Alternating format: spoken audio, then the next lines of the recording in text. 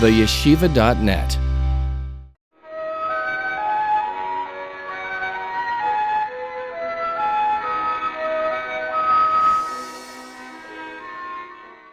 Hello, Rabbi YY. Hello, good afternoon. Okay, I think we're all here, and I think we're going to be ready to go. Dr. Schwartz, are you there? Yeah, I am now. There you go. Okay. Hi. Dr. Schwartz, meet Rabbi YY. Meet Tova Korn. Good afternoon, Dr. Schwartz. Program. It's an honor to be with you. Honored to be with all of you. Honored to be on this Thank you. program with you. Okay, I'm going to just begin with a brief introduction, and then we're going to go into it. We got people signing on still, so that's great, but we're going to go ahead and start. Welcome, everybody, and thank you again for joining us today. Again, my name is Yochanan Polter. I'm co-founder and executive director of FreshStart, and it's an honor and bliss for us to host this webinar, bringing together Jews from all different backgrounds and all over the world into one place, especially in times like these. When FreshStart opened a few years ago, our goal was to provide services and programming to help Klal Yisrael heal from the past experiences, including childhood abuse, trauma, and neglect. But here we are today. The trauma is in the present, and the current events are causing many of us to feel anxiety, fear, both in ourselves and in our children. So we hope this webinar series will provide all of us with tips and tools, hearing from a variety of experts on how to manage ourselves and our families during these difficult times. To learn more about Fresh Start, please visit us at jewishfreshstart.com. I would like to thank our anonymous sponsor who has graciously sponsored this webinar series, Le'iluya Nishmas Daniel Ben Esther, Rafal Ben Leah, Meir Yehuda Ben Yosef HaKohen, and in honor of Tzadok Eliyahu and Alex Seligson, two true pillars of the Detroit community.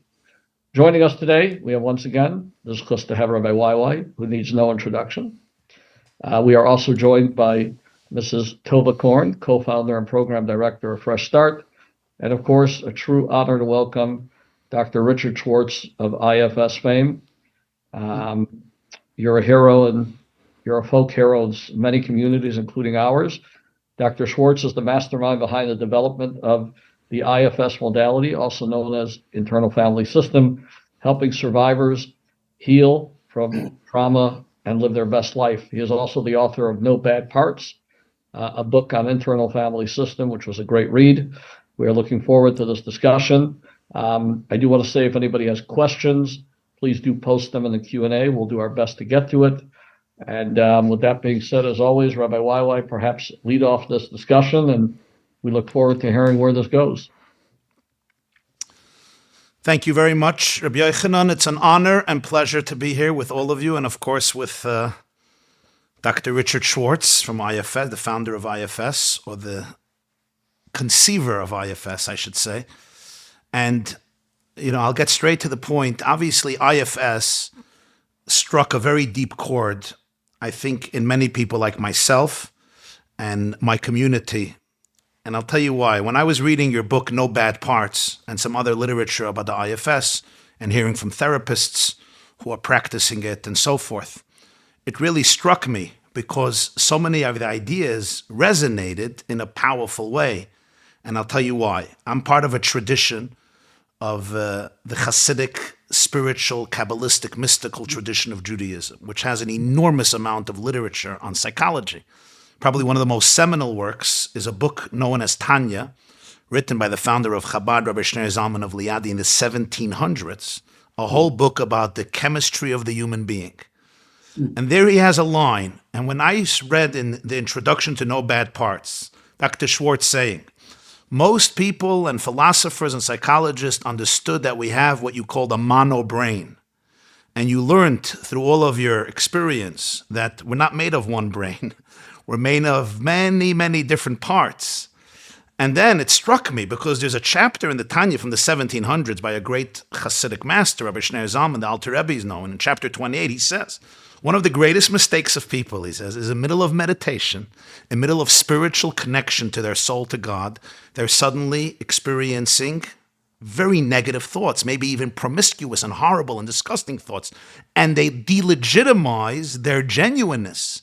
And he says it's a mistake because it's based on an erroneous philosophy that we have one soul, we have one engine, we have one consciousness, and therefore I must be a fraud and a fake and a phony and a liar, and they just quit.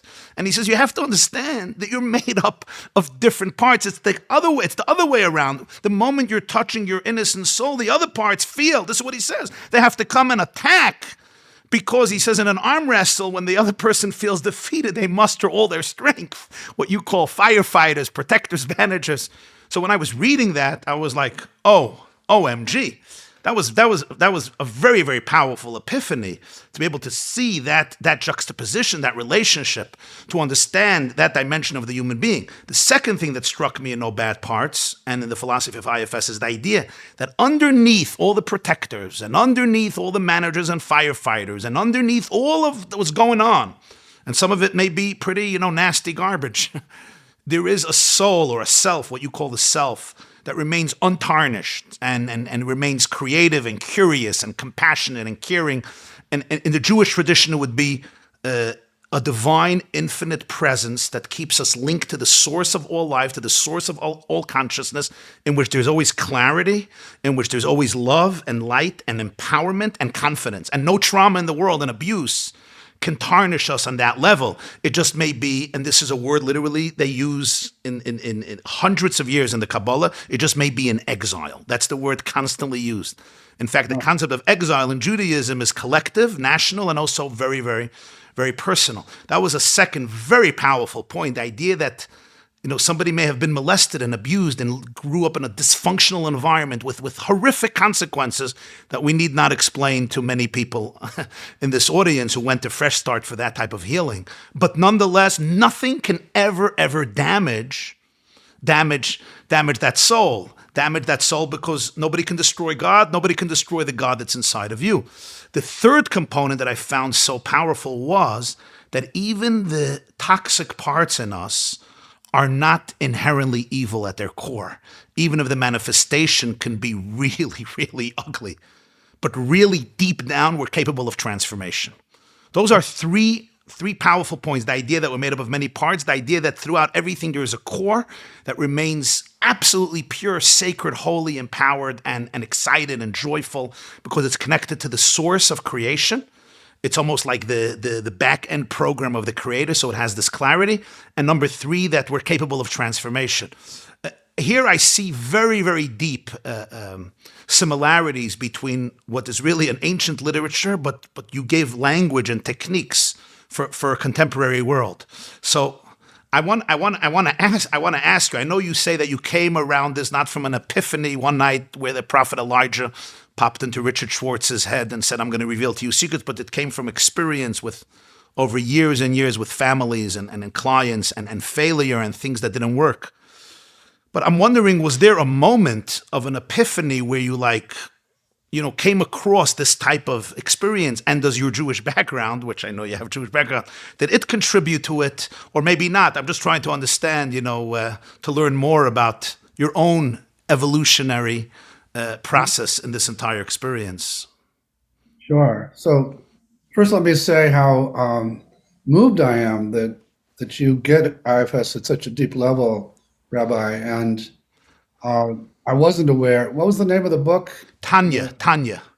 It's a book that was published in 1798 in Lithuania, in Belarus. There's a famous Chabad Hasidic movement in the Jewish world. He's the founder of it, 1700s. He was a student of the Maggid, of the Baal Shem Tov. Baal Shem Tov is known as the founder of the Hasidic spiritual movement, which basically focused on understanding the spiritual, metaphysical theology of Judaism and making it relevant. So this is one of the major works in that school of Jewish spiritual thought. Dr. Schwartz, I will get a copy of that in English to Amanda. Oh, that would be fantastic. That's a gift for you. But okay. When you wrote about that monobrain, you write about that monobrain in your intro, right? Don't you? Like the mistake. Yeah. I'm like, I read this before. Where did I see it? I'm like, oh, chapter 28 of Tanya. Anyway, go ahead. Sorry, yeah. It was never consciously from my Jewish lineage, but no doubt that was in there somewhere, that it emerged that way. And so, yeah, earlier you said I was the developer, I think, of IFS, but really I feel like I'm the discoverer because there wasn't one big epiphany. It was more, wow, this is interesting. Let's try this technique with that and see what happens. And so it was mainly through trial and error, with lots of error, that a lot of these ideas emerged. And I had heard about a couple other psychotherapies that talked a lot about the mind having subpersonalities, and so that wasn't a totally new idea to me, but I was amazed as I listened to them more carefully to learn some of the things you just said, that they aren't what they seem, that they're forced into these roles they don't like, that they deserve to be listened to, and actually even the ones that have caused all kinds of trouble in your life deserve to be appreciated for at least trying to help you and to protect you. And then I learned more about how they're all frozen in the past and traumas, and they carry these extreme beliefs and emotions. So each of those was an epiphany, basically. And then the big epiphany came when, in getting parts to separate, I encountered this other person inside of everybody that we now call the self with a capital S. And, that was huge because I'd been trained in something called attachment theory that said to have any of those qualities, Bowlby, Sue Johnson, John Bowlby. Yeah. That to have any of those C word qualities, you had to have gotten them from a relationship. So if you didn't get good parenting, you were out of luck. Or until you got it from a therapist or you got it from your spouse or someplace, it's not in you. And I was working with people that had horrible, horrible childhoods. And yet, just by getting some of these parts to open space, there it was. So that was I'd say, the biggest epiphany. And that, is still, it's still amazing as I continue to do the work, just to see that happen over and over. Wow, so that's very powerful. What you're saying is that if attachment theory was just taken on its own, there should be no explanation to the inner light that every person possesses despite being abandoned at such a young age emotionally. So it's a testimony. I don't know if you know, Richard, but in Judaism, the opening prayer every day, the first thing after we wash our hands in the morning, there's a prayer we say.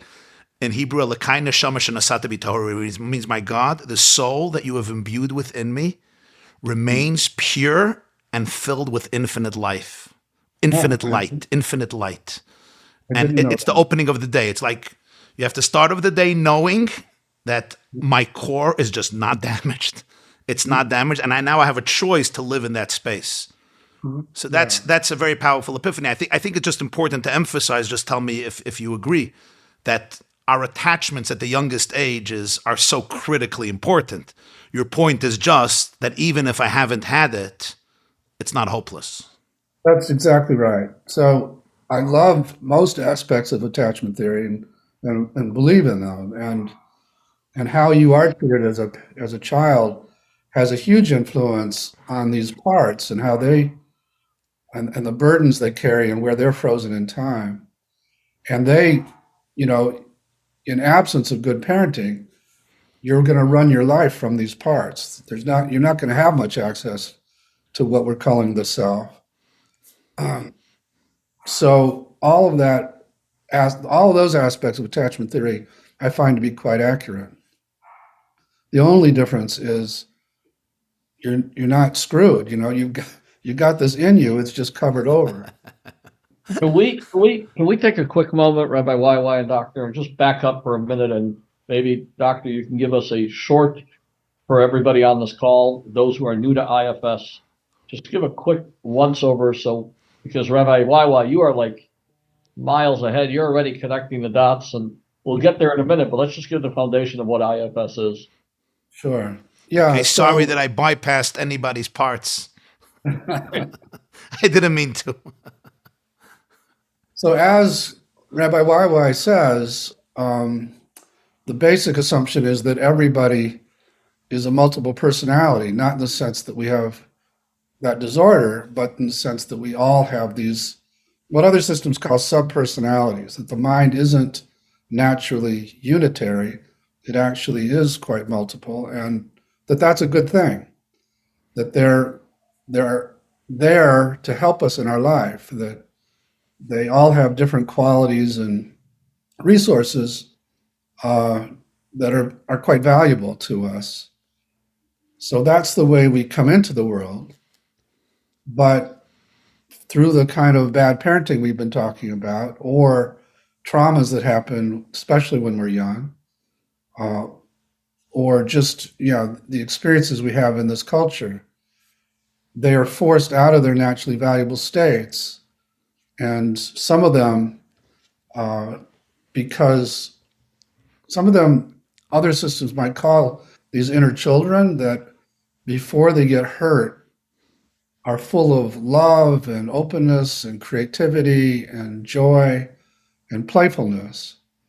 But they're also the most sensitive parts of us. So they're the ones that get hurt the most.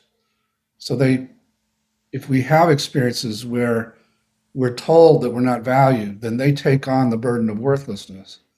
Or if we're terrified by some event, they're the ones that hold the terror or the emotional pain and so on. And once they get burdened like that, they have the power to make us feel what they carry. They can pull us back into those scenes, and they can overwhelm us with all that pain or terror or worthlessness.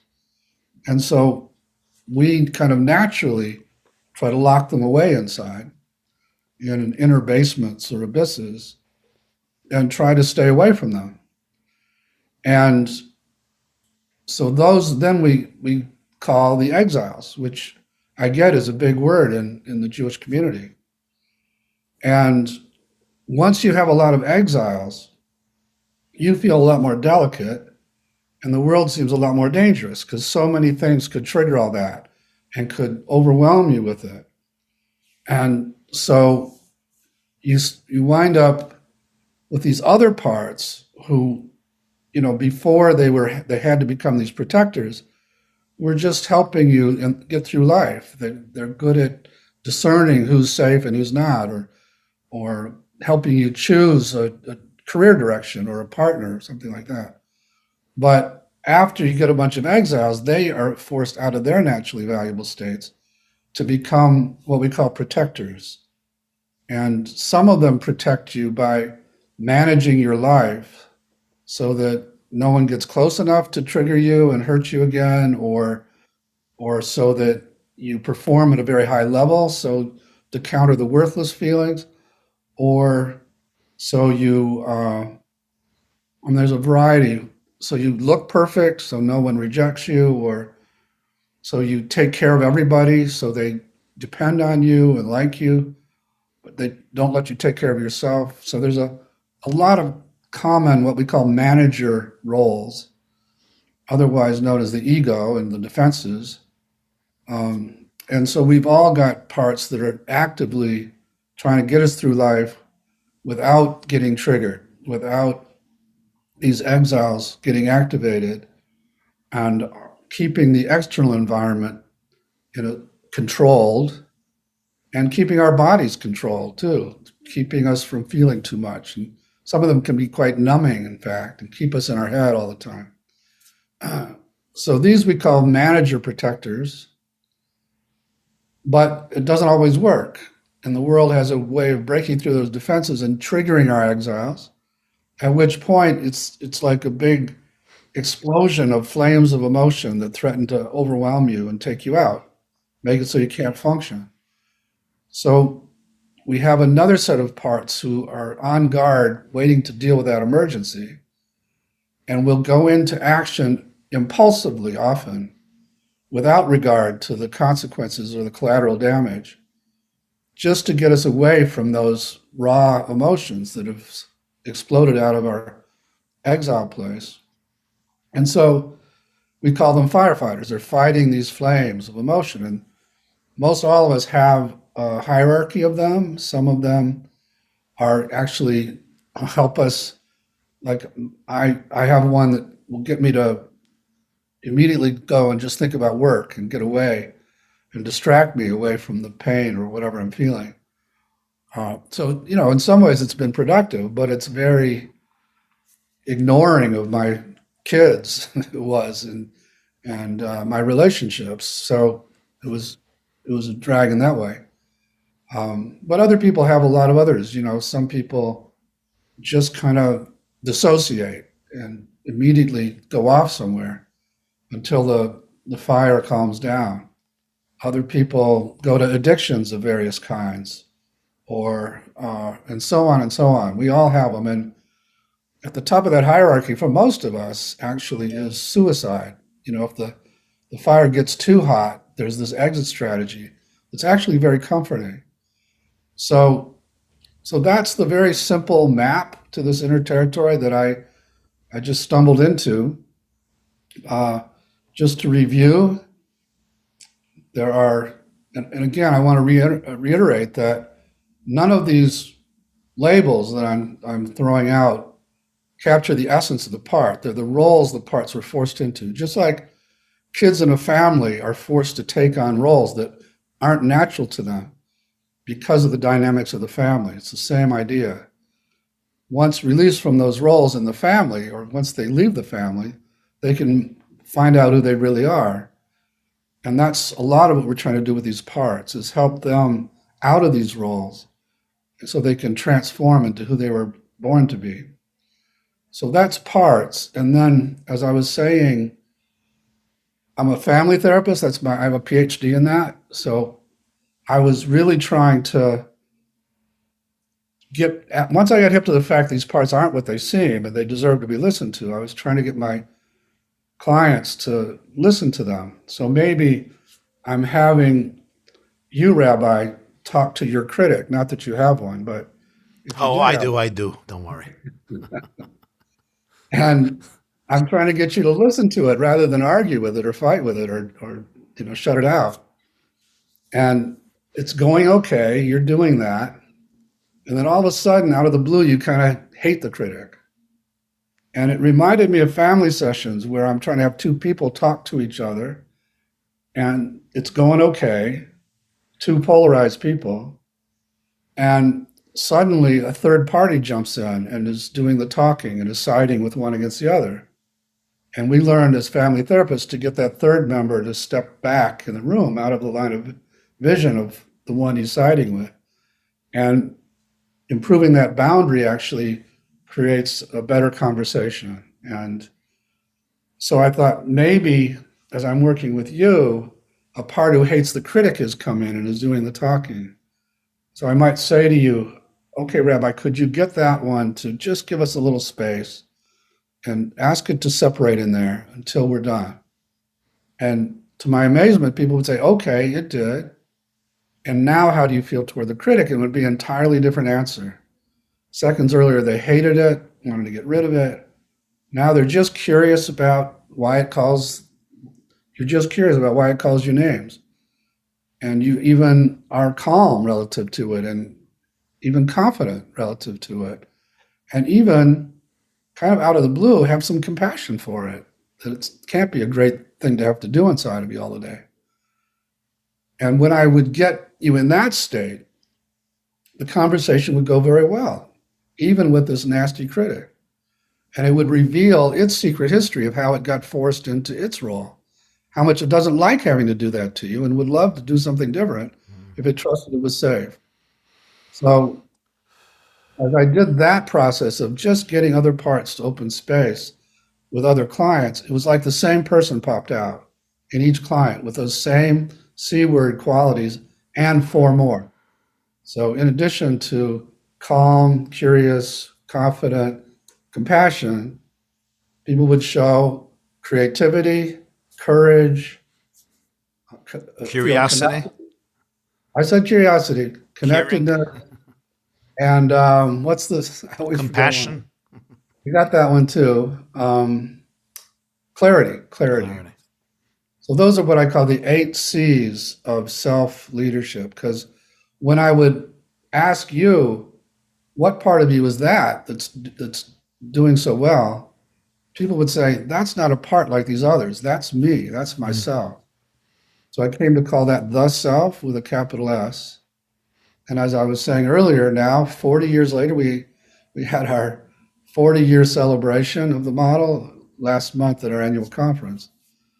40 years later, thousands of people using this all over the world, we can safely say that that self is in everybody, can't be damaged, just beneath the surface of the parts, so that when they open space, it pops out, and knows how to heal, both in the inner world and in the outer world. And that's the big deal about IFS. And it's really gratifying or validating for me to learn that this is ancient wisdom in the Jewish tradition, the Kabbalistic tradition. What would you say to somebody that has layers of trauma? They don't call it that way because they're in active trauma, and they have absolutely no tool of even accessing this, not because they don't want to, but because their very eye, like Bessel van der Kolk told us one day in one of these conversations, he was talking about somebody who was molested by a parent at the youngest of age. He said, this person doesn't have trauma. This person is trauma. Their very conception of self is full of trauma. How would you begin even with such a person to be able to help them go to that pure, confident self? So I spent about 20 years working with that population of people who have been horribly abused repeatedly over and over.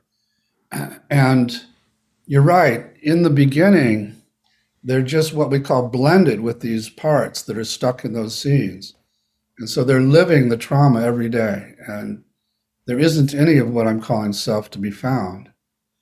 And so with those clients, I become the self to the system temporarily. So I'm talking to this little one who's running their life, who is in this chronic state of terror. And I'm forming a relationship with it and helping it trust me. And that takes time. But at some point, when it does trust me, I'm going to ask it to just pull its energy out of my client a little bit, not so it goes away or gets exiled, but just so my client isn't totally blended with it.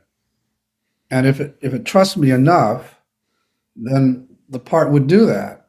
And then I could say to my client, okay, where do you sense this part? Well, it's over here. It used to be all of me, and now it's pulled out. It's right here. And then I can say to them, how do you feel toward it? And, out of the blue, again, people would say, sometimes they'd say, I hate it, or I'm afraid of it. But if we got all that to step back, out of the blue, even people with horrible histories would say, I feel sorry for it. I want to help it. And then I can begin that process. So you're right. There are lots of people when they start who don't have any access to any of this. But through my relationship with them at first, and I have to be in that state of self myself, and they come to trust that I'm safe and they're in a safe place in my office, and then I'm a good what I call hope merchant. I can sell them on the prospect of, if you're willing to pull your energy out of the client, then you can get more help. And if they really believe me, then they tend to do that. You explained to us a little better what that means, that you are being their self. Even maybe, I would say maybe a role play at some point. I don't know if anybody's going to volunteer for that, because I don't know. But when we at FreshStart try to recommend to some people to go to IFS, sometimes just it doesn't make sense to them in a logical way. They're like, I don't know what you're talking about, all these parts. I want to be able to, even some people on this call, to crystallize to them, what does it mean that you're finding self? Do you want to role play, Tova? Sure. Yeah. Okay. Yeah, so how can I help you? So you want me to come up with something? Yeah. And it could be something that's actually something you want to work on, or it could just be a role play. We don't have to know. Um, like some situation that's going on for me. I guess I should know how to do this, but Sure. okay. So I'm just thinking of a part of mine gets disassociated. I don't know Okay. if that's enough, or do we need more of a? Fine. So how do you notice it? What's it like when you dissociate a little bit? Um, I just feel like a little flighty, going somewhere else, or I'll find myself when I go through things that are tough for me. Also disassociating physically, like leaving a room or moving away, and I don't know if that, but just like trying to not be part of what's going on. Huh? And sometimes it could be a very physical sensation. Yeah. So either you physically get up and move, or some part takes you away, gets you a little bit more distant from whatever the situation is. Yeah, Does that sound right? yeah. So, um, would you like to get to know that part a little bit and see what it's afraid would happen if it didn't do that? Sure. Yeah. All right. So just focus on that feeling, like your memory of the feeling, if it's not right here, and see if you find it in your body or around your body right now. I could feel it. Yeah. Where do you find it? Very much in my head, my chest. I could Okay. feel. And as you notice it there, how do you feel toward that part that does that?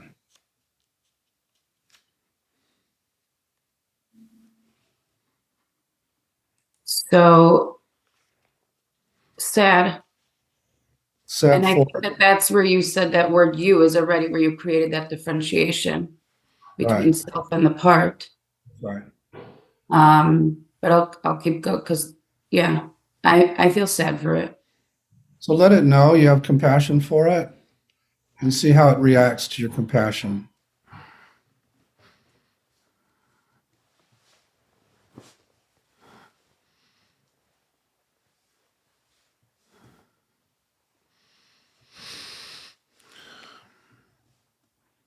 So I feel like right here is where I'm finding it a little tricky to be separate from it. I feel like I'm it. What like, but I'm just like in my head going back and forth a couple of times to. Yeah, so the other part of you that keeps saying you're it, you're not, it's not something different from you. Let's just see if it'll relax back a little bit and let us give this a try just for a few minutes.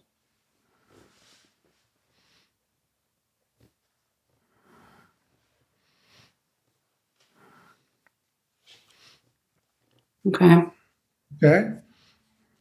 All right, so again, let this dissociative part know that you have compassion for it and see how it reacts.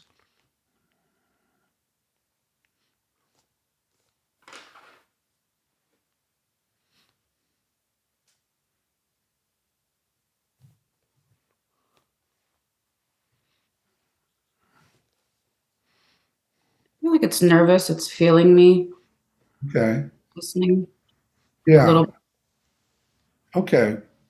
Maybe ask what it's afraid would happen if it didn't do this inside of you. And don't think of the answer, just see what comes. Okay. I think like fear that like that things will overflood and things will come up right now. And it's easy. I think that's really what it's feeling. If I start giving it attention, things will come out in inappropriate times or So it's trying to contain other parts of you that would flood you otherwise I with think so. just ask, don't think, just ask Okay. and see what comes back. Yeah. Okay. And how do you feel toward it now as you learn it's trying to contain all that? Thankful. So can you show it some gratitude? Can you let it know you appreciate how it's trying to protect you that way?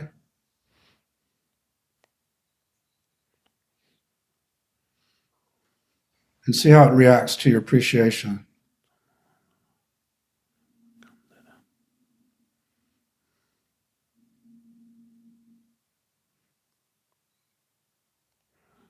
I felt like I could breathe a little, like Yeah. gave me space to, Yeah, it's relaxing a bit. yeah. And we won't stay much longer, but just ask it a couple more questions. Like, if you could prove to it that you wouldn't be overwhelmed by all that if it relaxed more, would it have to keep doing this? No. And if it didn't have to do this job, what might it like to do instead inside of you?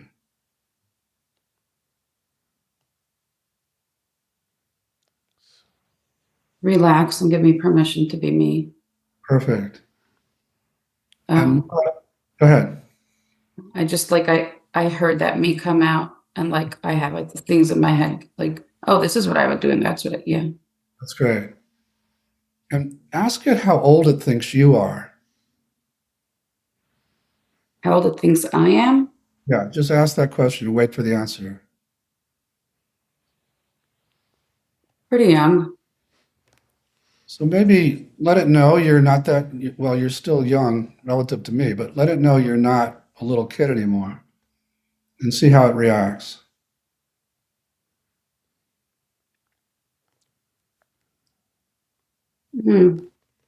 Oh, okay. I could move out of the way. Yeah, Close to you. Me. yeah. So let it know you're going to keep working with it. And we really appreciate how much it shared just now. And, eventually it'll trust that there is a grown up in there. It's not doesn't have to protect a little kid anymore the way it did. Okay. So does that feel complete for now, Tova? Yeah, I think it feels seen, and I was able to see who I am, and as opposed to the disassociation, and like move that a little bit aside and come back. Yeah, fantastic. Thank you. Thank you. Thanks for Definitely felt the difference. Yeah. taking the chance to do that. Yeah. So does that make it clearer in terms of how this can work? I think so. Yeah, definitely for me here right now, and I really also wanted this opportunity to be for like some of our participants who have been trying to talk about. For me internally, it definitely felt I feel the parts moving. I Great. felt it physically, yeah.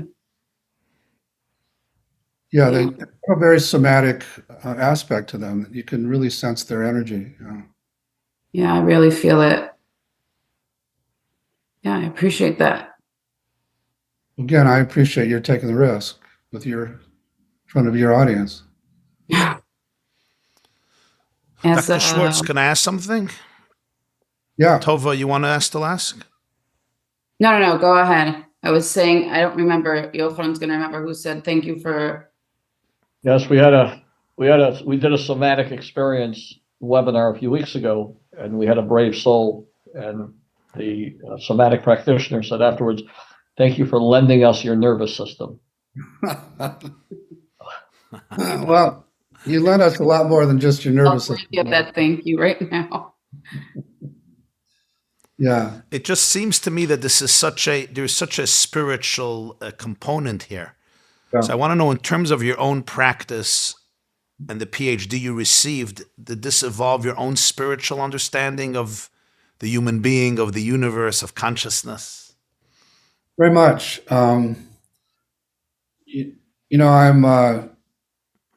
my father's side was conservative Jews, and he rejected all of that. He's a scientist and just rejected organized religion in general. And I was influenced by him. He always said to be proud of our Jewishness, but don't buy into any of the religion. So that was my That's a good approach. Jew. That's a good Jew. A real Okay. Jew. So he was very influential in my life in general. And so that was my attitude about spirituality coming into this back 40 years ago. And it wasn't until I started seeing these kinds of miraculous things happening that I said, I can't explain what I'm calling self in traditional psychology. There's got to be something more to it. And then other kinds of sort of quote unquote spiritual experiences my clients would start having. And I would get curious about that. And I was getting and these were people that also weren't religious, but they were getting what they would find to be called guides coming in and giving them all kinds of comfort. And we would ask, "Are you a part?" And they'd say, "No. Where'd you come from?" And so over time, I really shifted to the point where now I consider myself to be extremely spiritual, and that what I'm calling self is, for me, I love the metaphor from quantum physics that photons are both a particle and a wave. So for me, there's a wave state of self that might be called God or the non-dual, or, where if you access that, you just feel connected to everything. And then you come back and you particleize, you enter this body and you feel separate and you lose that level of connectedness. But it's the same self. It's the drop of that ocean. So for me, that's one of the big spiritual sides of IFS, that, when we meditate, we actually go into that big non-dual place and sort of blend with God. And then we come back, and ideally you can hold on to the memory of that's who you really are. So anyway, that's one element of the spirituality of this.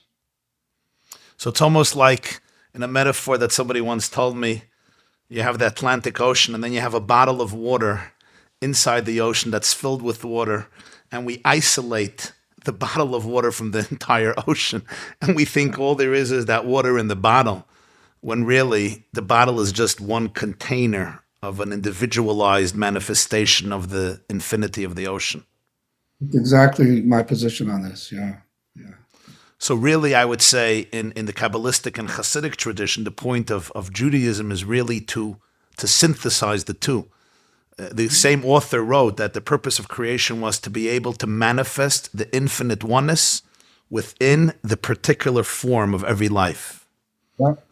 That's through meditation, or now I'm very interested in psychedelics because it has that effect, it seems, at least for some people, of putting all these protectors to sleep. So you do actually join that place for a few minutes anyway. And then when you come back, your protectors are still kind of asleep. And so you get access to parts, to exiles that ordinarily might take 10 sessions to get to. But you also come back with much more of a sense of, this is just a jar of water, of salt water, that's just a piece of something much, much more, and that's who we really are. So I guess very often scientists who come across and discover, unique things, there's also a danger of the ego getting involved. I don't feel that in you. How do you retain that humility? Thank you.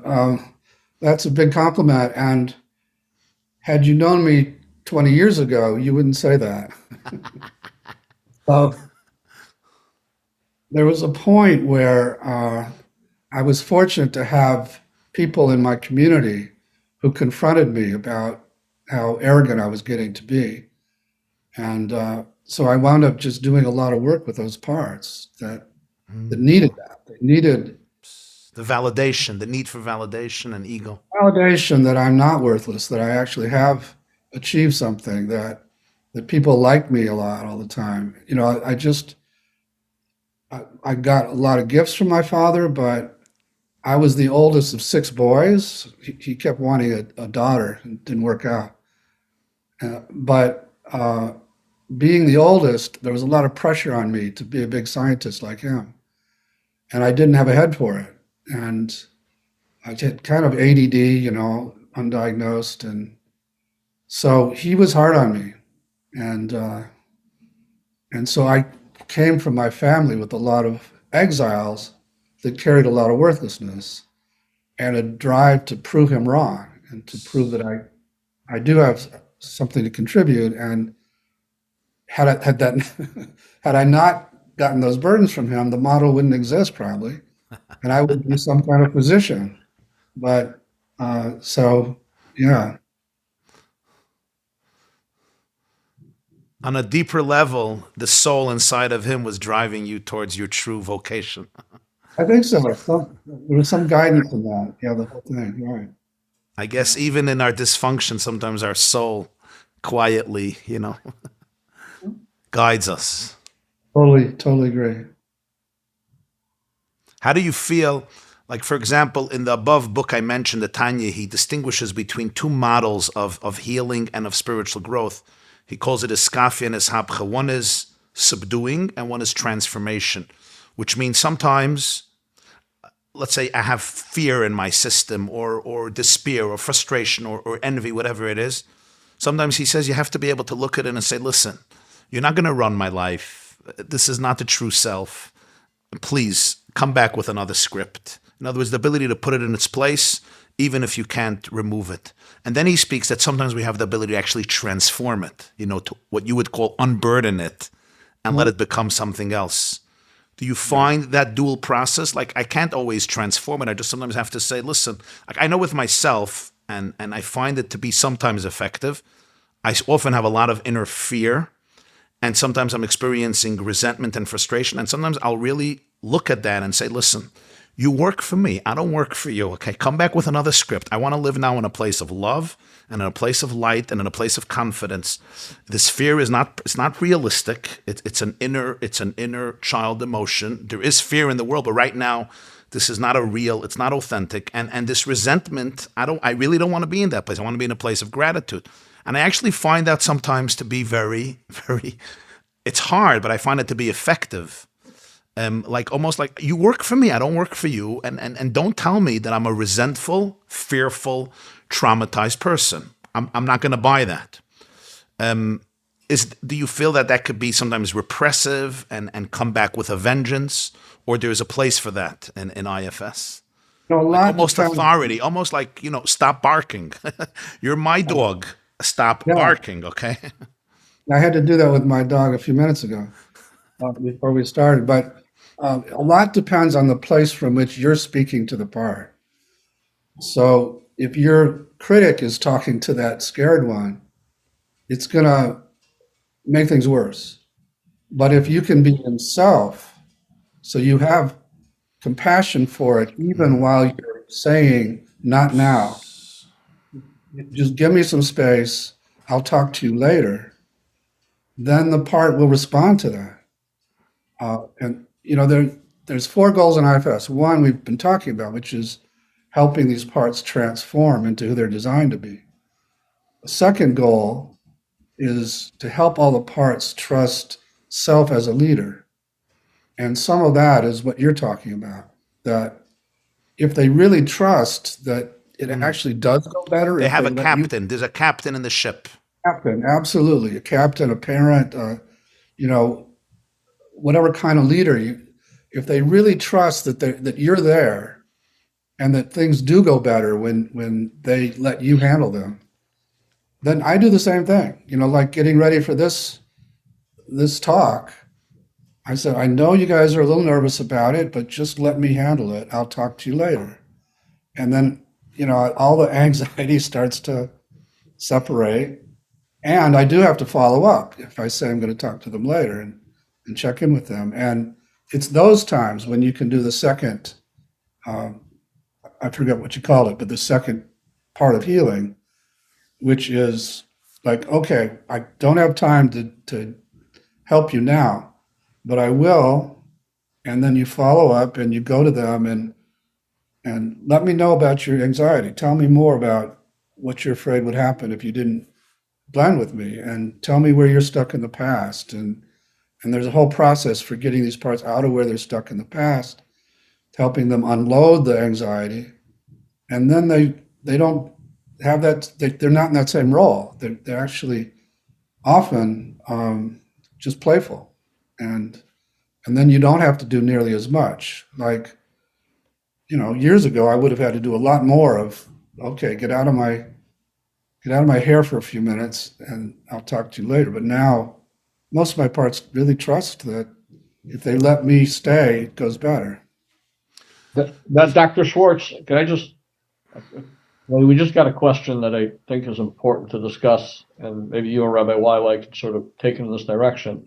With everything going on, obviously, in Israel, and the fear and anxieties building within, the Jewish community abroad, specifically when it comes to children, you have a version of IFS that we might be able to work with our children when they're anxious, when they hear the news, when they find out about things that, are obviously scary. How can, as a parent, what might we be able to do with our children using the IFS? Yeah. So it is a really scary time to be a Jew. And I think kids sense that they'll sense our anxiety about it all. And then, they listen to the news too and hear all this. So it's a challenging time. And even just the language really helps kids. And, it's interesting because IFS therapists who work with kids say it's second nature to them. You can ask about one of their parts and they'll tell you about 4 others because they haven't been socialized away from the phenomena. So even just introducing the language and saying, is there a part of you that's really scared about what's going on now? And how do you feel toward that part? And, doing a version of what I helped Tova with just now, of getting it to separate a little bit so they can be with it and comfort it. And I have I'll add after. it takes like 5 minutes. Go ahead, Tova. I was gonna say I have a son who has a lot of anxiety, and I learned I love the IFS model, and it helped me at different times. And obviously, you could say I could still gain from it tremendously. But I have a son who's 7, and I was trying to think, how could I bring this out and help him with it? And he happens to love animals, and I said to him, you are the zookeeper. That's right. And you get to pull out the turtle right now is shy, or the lion wants to be brave. When you want to go to school, what animal? And he loves it. Sometimes we talk about it like different animals, and his self is the zookeeper, so he gets to make the decisions. I could put the turtle away right now. And it's been very helpful with him. I love that. Yeah. Any kind of metaphor kids will run with. So, but yeah, just the idea that there is a you who's the zookeeper, who's the captain, and that you can take care of these parts, that you don't have to be ashamed of them and lock them away, or you don't have to blend with them and have them run your life. Doctor, there's also a beautiful book, I'm sure you're familiar with it, by Dr. Tom Holmes, the illustrated book. I'll put it in the notes, but that's also a very easy way, certainly for slightly older children, to learn about IFS in a more simple version, I think.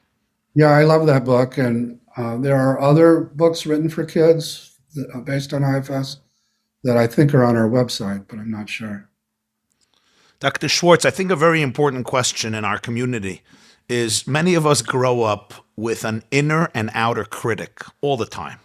You're doing this wrong, you're doing this wrong, you're betraying God, you're betraying your community, you're betraying your soul. This is because there is a very strong spiritual and ethical tradition in the Jewish community. We call it the Torah. And it's translated in many lives as an inner critic that doesn't stop. It's an inner bully, literally a bully that doesn't stop.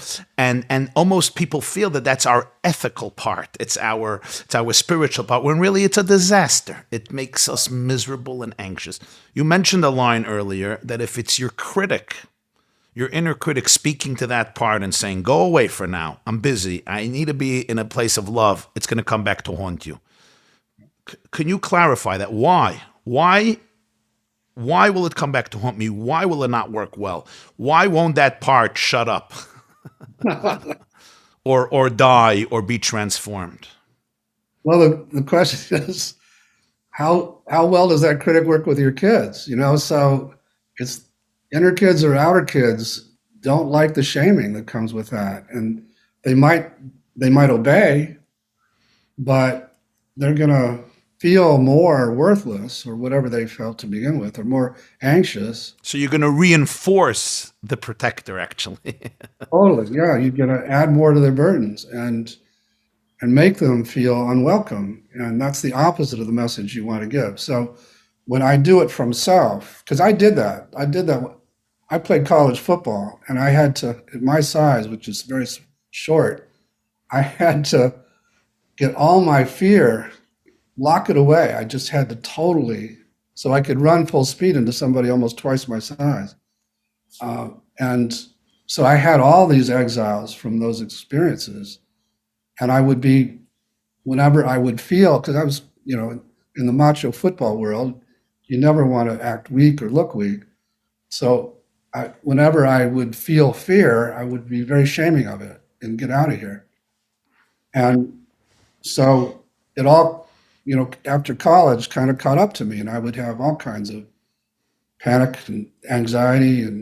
And so it works for a while, but you're just creating more exiling. And there is a way to do it from those 8 C words, where you're relating to these parts like a good parent or like a good captain, like A loving parent. Loving parent. That's right.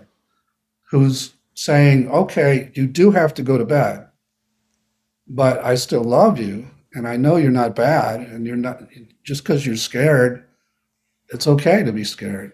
Yeah. So you're saying if it's coming from the critic inside of me and I'm shaming the part, essentially it's coming from my own protector. So it's not going to help it because it's all part of my dysfunction. Exactly right. It's going to reinforce everything.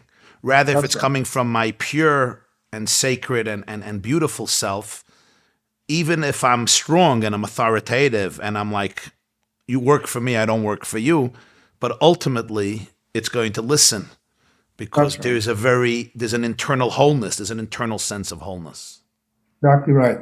3 of those C words are clarity, confidence, and courage. And so I can speak to my parts from those 3 plus compassion. So I can be very forceful or firm, not only with my parts, but anybody who's out of line with me, but without the added judgment that just gives them more worthlessness. There's also, I think, something that scares some people. When you speak about no bad parts, we live in a world where we're very afraid of a world that can't distinguish between good and evil. What we're seeing now is a world that can't distinguish between a country that's trying to protect its children from another Holocaust, which Hamas would do if they could, versus people who are targeting civilians and children gleefully. And that blur for Jews is a very dangerous blur. So I think, can you just define that distinction? Because when you speak about no bad parts, you're not saying that there is behavior that is not abhorrent and horrific. It's just that could you just clarify that? Yeah, no, I'm glad you asked that, because it is important to be very clear about that. And, I wanted, as I was developing this work, I thought, okay, so these critics aren't what we thought, and some of these addictive parts aren't what we thought. They actually deserve to be appreciated. But could it be possible that parts that made people do horrific things?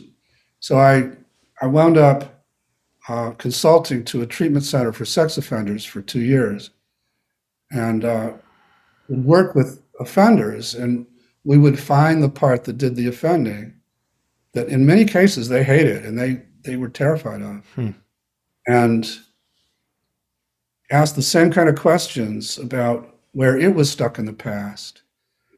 And it would show scenes of when they were being abused. And it wasn't necessarily sex abuse, but they all had some kind of abuse history as a child. When they were being abused, this part looked around the room and said, who has power in this room? It's this guy doing this to me. I'm going to take in his energy to protect my person from him. And then that part gets stuck with that burden of the energy of wanting to hurt vulnerability, and teams up with the sexual part to take over and do that. So virtually every perpetrator had a story like that. And so and I'm not condoning the activity of the part. It's horrible. I'm just saying that these parts are steeped in trauma in general. Wow. Or in extreme beliefs that they're surrounded by, which is true, in different cultures. So You mean if a kid grows up indoctrinated that Jews are the devil and that's what we call a legacy burden. It's a burden that didn't come from their direct experience in life, but came down through the generations, which may be related to some trauma of centuries ago. And, Jews have their own legacy burdens from the Holocaust and so on. Could you expand? There's so many questions related to this, and people who are also like at birth adopted. And I've had just like when it's really, really young, from a very, very young, like you're saying, pre-birth or the legacy, just so many questions that come to mind. But I wanted to just, could you expand a little more on the part of suicidality? How do people, it's a very common part. There's a big difference between suicidal ideation and actually being suicidal. What's happening? What's it doing to us? How do we sit with it? It's a very, very common thing that we see with many people who call FreshStart and all over. Yeah, so having worked with many, many suicidal parts, I got to where I would just try to get my client curious about it, or I would get curious and ask it, again, similar question to what I had you ask your part. What are you afraid would happen if you didn't kill her? And the answer to that question, usually there are 2 or 3 variations, but the most common answer was, if I don't kill her, she'll keep feeling this stuff, and I can't stand it. It's just too much, and I want to take her out of her misery that way. So that would be one answer. There are variations on that, or if I don't kill her, she'll keep doing this thing that hurts other people. But there was always an answer.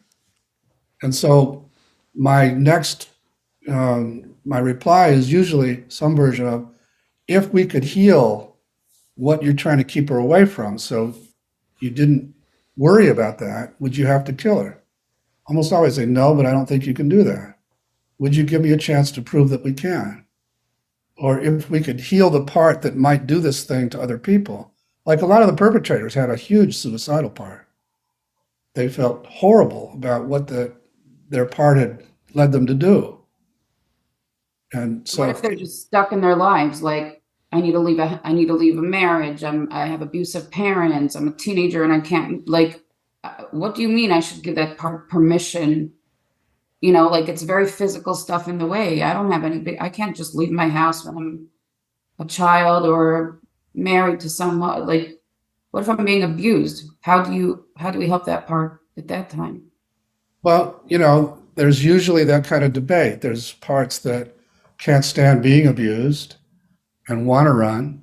And then there are parts that feel still very attached to the abuser and are still waiting for the approval of that person, or have kids to protect. And so there's this big polarization going on, which is paralyzing. And so when I'm working with something like that, we're going to go to each side like you would in a family that was polarized, and get each side to say what they need to say, and maybe even unburden each one, like the one who feels like they are desperate for the love of the perpetrator. Let's see where that came from, and we'll find where that one's stuck in the past, and we'll help it unload that drive for redemption from someone like this, and have self become the good caretaker of that part. And now that part's not so needing of staying with this perpetrator, and the other parts can calm down a bit, but also help them get out of it. So, so there's all. You really find people becoming less suicidal after you do an exercise like that. Oh yeah, and the typical way of working with suicidality, which is to fight with the suicidal part or argue with it, or that just makes it worse usually. Mm-hmm. So we're listening to it. It actually probably wants you to argue with it.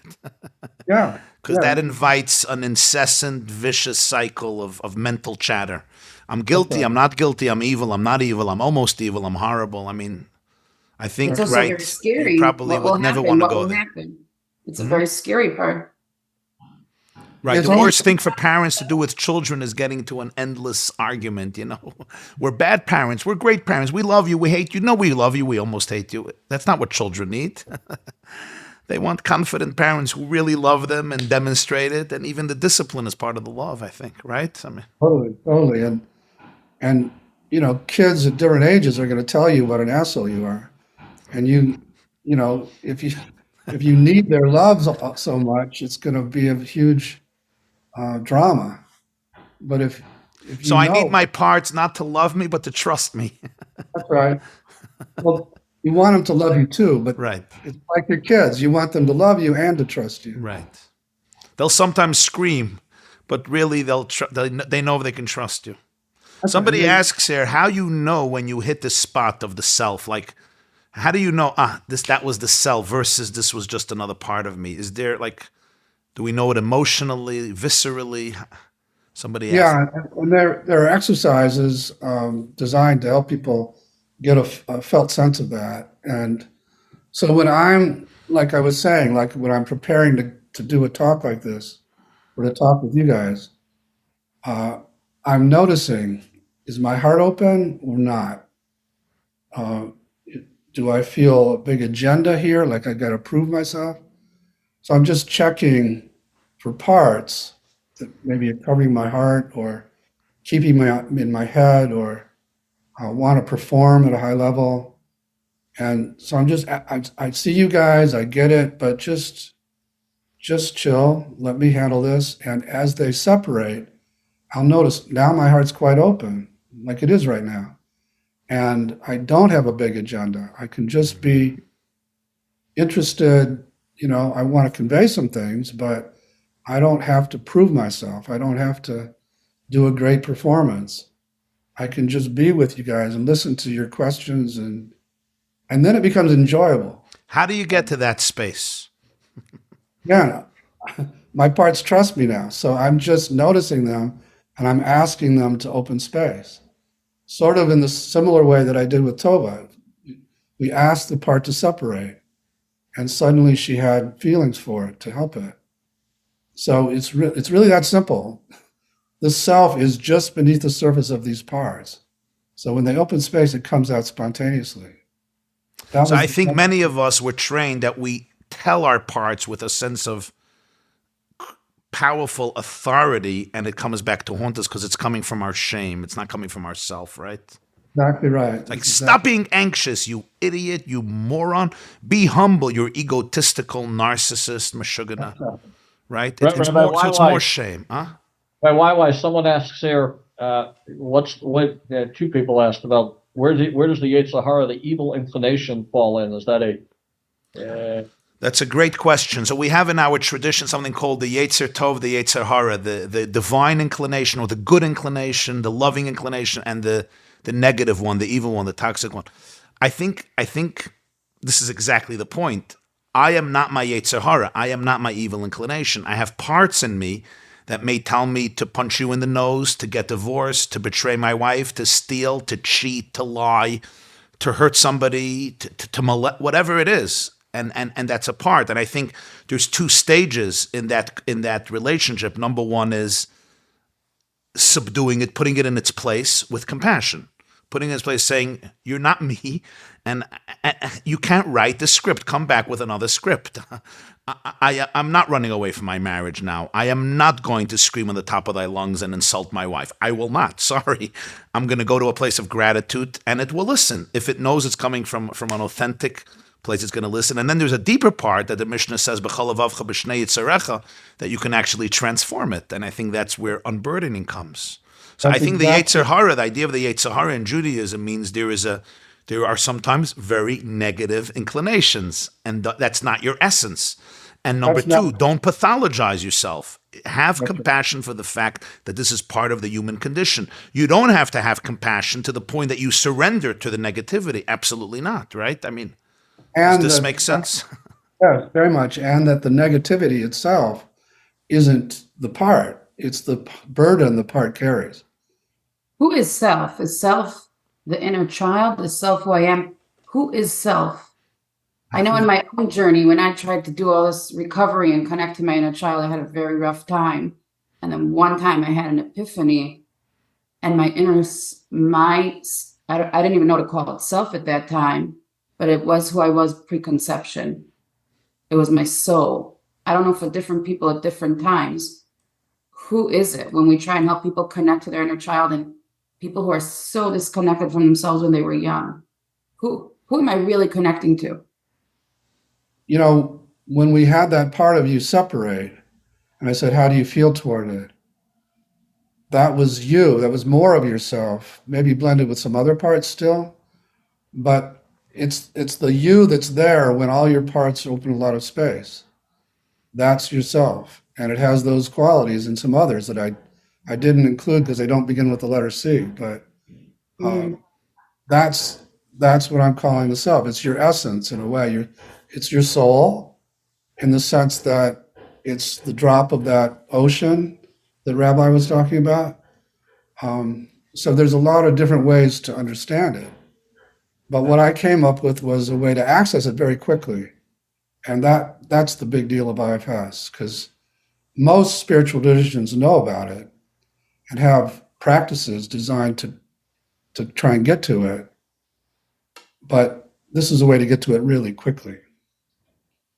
The doctor, we have many therapists that are participating on this thing. I just want to throw out one question that came in here, which ties into everything we're saying here. How can a therapist be sure that the client is indeed accessing a part and not a fabricated thought? How do we know the difference between parts and fabrications, I guess? I'm not sure what they mean by a fabricated thought. I mean, if you're having thoughts, it's usually coming from a part. So those are what we call trailheads. You know, if you're out hiking, there's a head of a trail, and if you start there and you go on the trail, you'll find some nice place. Thoughts, if you just focus on the thought by itself, particularly if it's an extreme thought, like some of the ones that Rabbi YY was talking about, YY. If you start there, you'll find the part from which that thought is emanating, and then you can begin to get to know the part, and then you can be a good parent to it and let it know, no, I'm not going to leave my wife, even though you're telling me to, and I'm going to find out where you're stuck in the past so we can get you out of there. So you don't, every time she and I have a fight, you don't tell me to leave, which actually I've done. So with my wife. So, yeah. You mean So- you unburdened it? What do you mean you Yeah. have done? Yeah. My father, I keep picking on my father, but he would, he was the one parent that I got love from, but he also could explode in anger at me out of the blue at times, and he had undiagnosed PTSD from World War II and so on. So if my wife ever does some version of that, this little guy inside would say, get the hell out of here. You don't want to be with somebody like that. And so I had to do a lot of work with that guy because it was scaring my wife, because every time I'd say, "Oh, I'm leaving if you keep doing this." And so now I don't even feel that impulse to run. Wow. You unburdened it. Unburden it, got it out of We've where.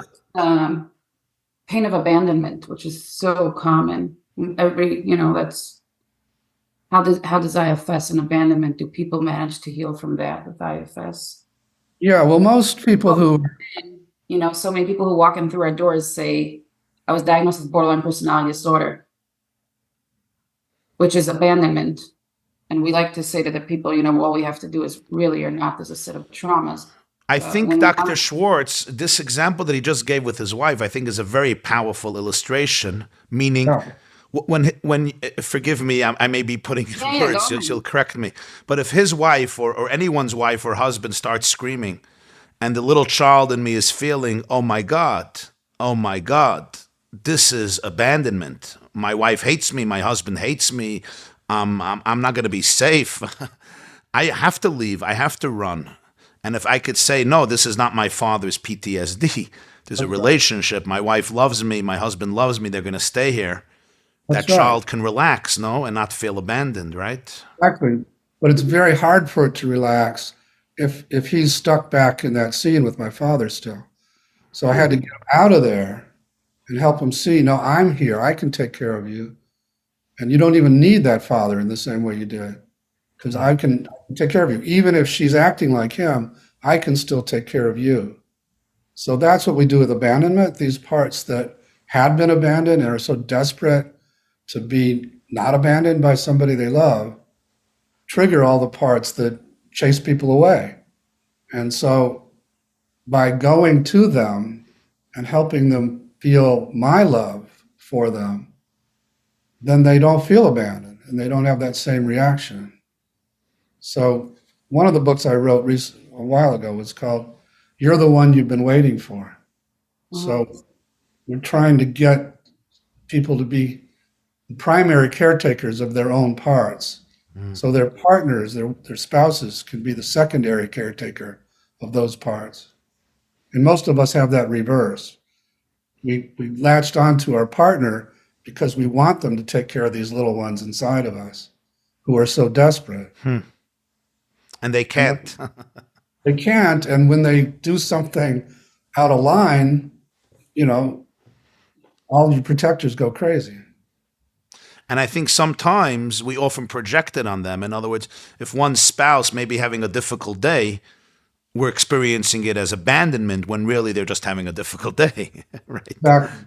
It's all like that. So most all of us come to relationships with these exiles that have all kinds of extreme expectations and needs, and then the protectors are the ones who do the battle.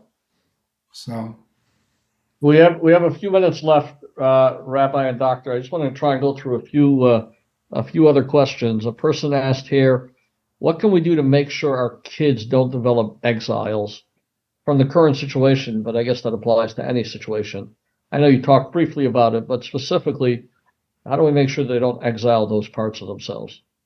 yeah, that is a project. I'm trying to bring this to the culture in general, and there's a woman named Joanna Curry Satori who's bringing it to school systems all over now, where if a kid gets bullied or something like that, you help the kid go to the part that got hurt by it or scared by it or shamed by it, and you help them bring it back and love it in the moment and not exile it. And then you go to the bully and you help them find the part that did that. And the same happens ideally in families when parents are doing that and when I raised my kids, I don't know if they'd totally agree with me, but I think I did a pretty good job of, when they're in a part, to not freak out like I can't have my kid do this extreme thing, but instead just be present and loving and firm, and in the way we've been talking, Rabbi. Just not right now, but You don't have to lock that part up. It's not bad because it's having a tantrum. So it's that kind of thing. I want to end with one question, which I think combines both Rabbi YY and Dr. Schwartz. I think you'll both have a lot to add here. When parts are interfering with our values and we can't access compassion to tend to them, how can we lead ourselves effectively and integrate our values? The last part of that again? How can we effectively manage that part, essentially? And this goes back to a little bit of the evil inclination, but here this person broke it down. When our parts are getting in the way of our values and we're doing behaviors that are the antithesis of what we stand for and what we know is right. Yeah. And therefore you're unable to give them compassion. You can't give them compassion. Yeah, we've been talking about this throughout, but ideally, a lot depends on how you think of what's happening inside of you. So if you think of it as an evil inclination, you're going to relate to it in one way.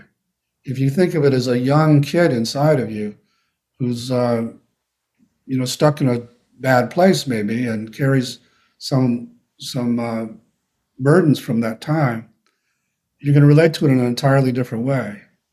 So, most all these parts, even the ones that we call managers who got you through graduate school and who, help you seem intellectual and so on, they're all pretty young. We got really young kids and then we got older, like teenage kids in these parentified roles inside. And they're all doing their best, but they're all kind of waiting for the grown-up to show up and say, I've got this. You guys can all relax and just trust me to handle things. And so that's what we're bringing. We're accessing that person inside of everybody and having them start to relate to these parts rather than the critics or the abdicating parts or the dissociating parts. And when self shows up, everybody's relieved. Wow. Yeah, I would also add, if I may, we have the expression evil inclination. The expression itself, I think, is a fine expression, but I think it's misconstrued in many of our minds with terrible self-guilt and self-shame and bullying ourselves. And I think we have to really encounter that. We have to really confront that because I don't think it's helpful to anybody. The evil inclination is very useful in the sense that our soul knows what is moral, what is immoral, what is holy, what is unholy, what is constructive, what is destructive. That's very clear. Now, when these cravings or emotions show up, instead of shaming ourselves, which is coming from our own defensive parts that are not wholesome, we can empathize with the fact that this is what our brain is producing right now, but I'm much bigger than this. This is not my story. This is not my essence. This is not my core. Yes, it's part of being human. It's part of my story. It's part of my experience. And I have compassion for the fact that my brain feels it needs to produce this craving or this addiction or this feeling. But you know what? I am not defined by it. I'm not limited by it. I am not so narrow, and I can choose to be in a completely different space. That way, you can choose your values. You can choose your inner power. You can choose your inner love without having to subject yourself to terrible guilt and shame and self-loathing and self-hate, which literally feeds into the Yetzer. It literally feeds into the burden of these parts. What such a bad person I am. So it's actually distancing yourself from your values. If we can do it from a much more expansive and beautiful space, the same results are achieved, but with much more longevity and with much more depth and with much more authenticity. I totally agree, Rabbi. And I would encourage you to try on this idea that the evil impulse isn't even defining of the part. It's just the burden the part took on. Right. But it's stuck in It's not the core. It's not the core. I don't know if you know, but in the Tanya, the author the book I spoke earlier, he substitutes the word evil inclination for an animal consciousness, and that's very interesting. Animals are not bad. Yeah. They just want survival. They want to survive. That's what they want. My And puppy it's- wants to survive. My elephant wants to survive. And even my lioness, the cub, wants to survive. In survival, I may create, monstrous ideas about how to survive, right? So my animal soul can become a very dangerous lion or tiger or German shepherd. But in essence, that cute puppy didn't want to destroy. It just became that way. So I guess at the core, we can really find an innocence and a purity, and that's what transformation looks like. That's what redemption. Exactly right. That's exactly Dr. Schwartz, right. you speak a lot in your writings about healing the world, bringing the world to a state of healing, which is, of course, one of the greatest ideas in Judaism. We call it redemption, Mashiach. The prophets spoke about a world of peace, a world of oneness, a world of real love, and we pray for it every day. We hope for it every day. How do you feel that this all can contribute, first of all, to our own healing, of course, but also to world healing? Are you hopeful of that? It's looking grimmer, but I believe it has that potential. It's such a different paradigm for understanding the mind and how to relate to yourself, that if everybody adopted it, would make a huge difference. Now, that's a big if, and I plan to spend the rest of my life seeing how far I can take it. But and it also helps.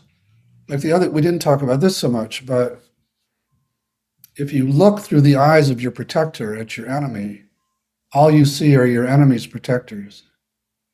If you look from self, you see your enemy's protectors, but you see the exiles that drive those protectors, and you also see that they have a self too, and that makes a huge difference. And right now, with Hamas, it's tough to even think about that, but it just makes a difference in how you negotiate with enemies and so on. Well, I want to be respectful of your time, Doctor, and usually we ask for final thoughts, but I'm going to do something a little different because Rabbi YY, we were all excited, Tova, we were all excited about this conversation, right? We were like looking forward to it. We knew it was going to be rich. But instead of having final thoughts, I'd rather just get a commitment out of you that we can come back and revisit this again. Because I think there's so much more on the table. I know we have more questions that haven't been answered, and I'm just afraid if we say final thoughts, we'll go another hour and a half.